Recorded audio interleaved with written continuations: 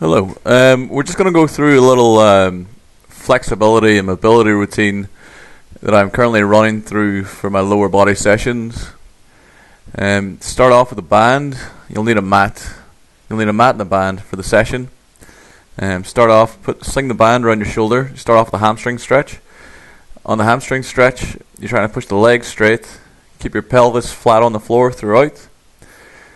Common error on this one is the stretched hamstring. You can see what I'm doing now. The side of the pelvis that's on the stretch, that can kind of come off to one side. You want to keep the pelvis square on the floor. And from there you move into adductor stretch. The band will pull you up. All you need to do is move your leg out. You feel this inside your thigh. Again, even more so on this is the opposite hip. The opposite hip will come up. You can see I've got my hand on my pelvis trying to keep it down. You want all the range to come from the adductor getting stretched. You don't want the range to actually come from your pelvis moving. And then it's just moving in circles. It's just to warm up the hip capsule. So more of a dynamic kind of hamstring and adductor stretch. This is quite a good one with the band. You want too much resistance on the band. I'm using a red here.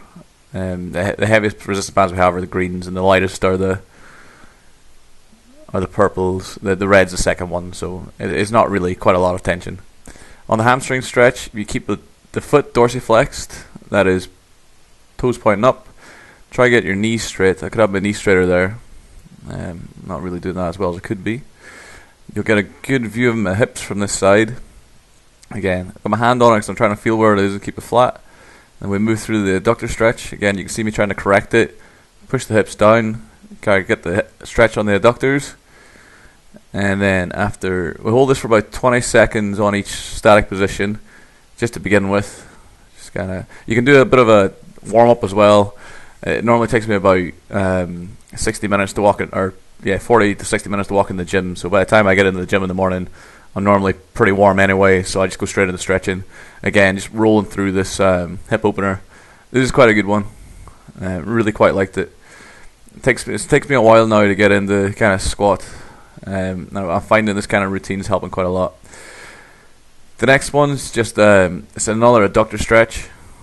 You put the band around your lower back like thus, and then get around your knees. From here, you lie down flat and try to hold your feet as if you're going to squat. This is a good one to do against the wall, which I didn't do today. If you walk your feet in against the wall, get your feet flat in your squat position, and then really push your knees out as if you're going to squat, and try to get your ass close to the wall. That's a really good one for that, both the hips and the abductors. This one's more of an adductor stretch, since I don't really have to extend so much, so I can just sit in that position fairly happily. If you were to jam your feet against the wall on this one and really try to walk your bum in and push your knees out and really try to get in that kind of similar squat position lying down on the floor, it's a real good opener. It's quite an aggressive stretch, but it works quite well. So we're just going to get rid of the band. I'm going to move in some glute stretching now. Just the 90 stretch, or whatever you want to call it. Put the foot flat out in front of you. Your shank or your shin should sit at a right angle, and you should try to get your hips square against it. So you can see there I'm trying to work my hips forward into the stretch. You should feel this one right in your glute med sort of area, sort of top of your bum cheeks. And that's a fairly good one as well. Again, probably hold it for about 20 seconds. I'm not the most stringent with it. I'm not the best at stretching either. I tend to just really stretch before workouts, not after. Should probably do it more. I would advocate that you stretch much more than that. I just don't really do it because I'm a bit lazy. And you'll see from here, I'll start working my hips forward and square them off, or I should do anyway. Which I don't. From this position, if I was to correct it, if I was watching myself and trying to coach myself here, I would tell myself to bring my shank more at a right angle so my foot would lie out further in front.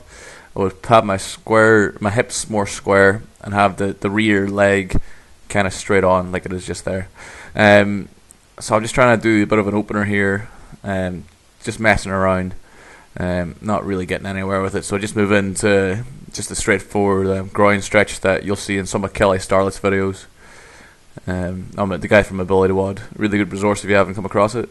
From there, you plant down the foot with the hand.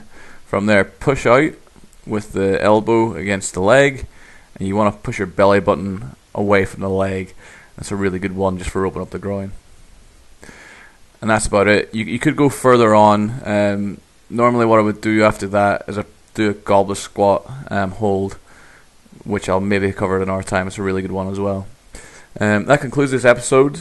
Please visit castironstrength.com for more articles and information. This is Mark signing off.